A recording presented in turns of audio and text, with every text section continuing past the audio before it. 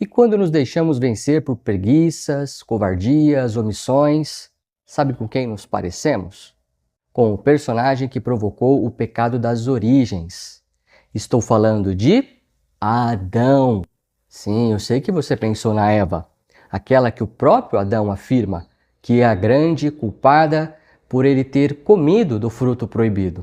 Aliás, o primeiro homem chega a culpar Deus pela sua queda, pois, segundo os dizeres de Adão, foi Deus quem deu Eva, aquela mulher transgressora. Se é inegável a culpa de Eva, igualmente é clara a responsabilidade de Adão pela queda do gênero humano na desobediência. Isso fica muito claro na leitura do texto hebraico, quando o Senhor pergunta ao personagem sobre o seu paradeiro.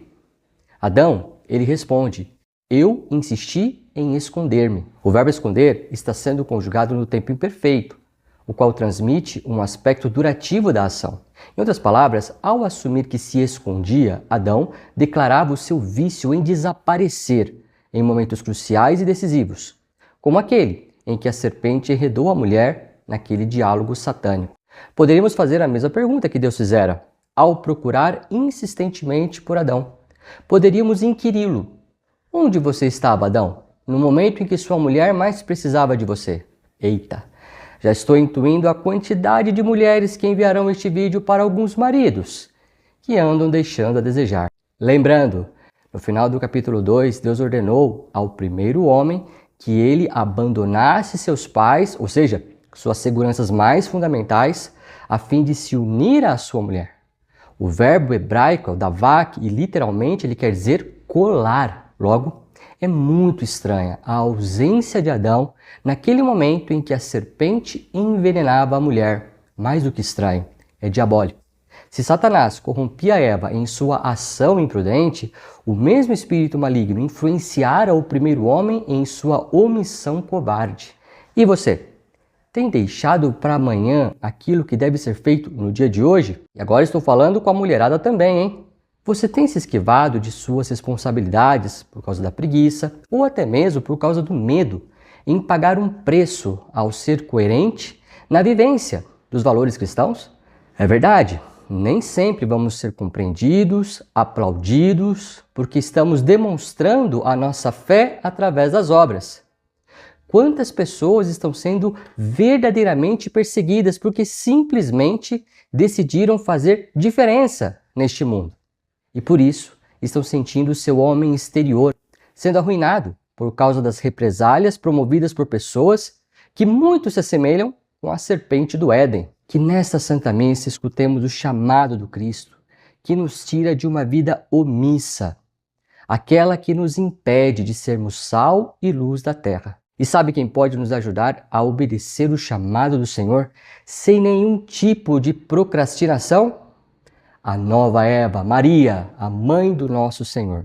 No Evangelho de hoje, São Marcos descreve um momento peculiar em que Cristo afirma à sua mãe: vem e segue-me. Sim, aquele mesmo chamado que o Senhor dirigiu aos seus discípulos, os quais deixaram tudo para seguir o Cristo. Ao ouvir Cristo dizendo que sua mãe e seus irmãos eram aqueles que estavam ao seu redor constantemente, Maria entendeu que a partir daquele momento ela não poderia mais voltar para o seu porto seguro.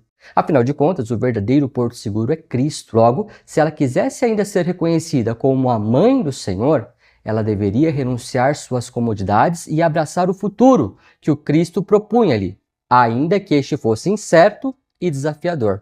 Sendo assim, o Evangelho de hoje não mostra o Cristo destratando a sua mãe quando narra o Filho bendito perguntando: quem é minha mãe e meus irmãos? O Cristo também tem que respeitar o quarto mandamento da lei de Deus. São Marcos demonstra que até mesmo Nossa Senhora teve o seu momento em escutar o chamado radical de seu filho que a desejava sempre perto dele.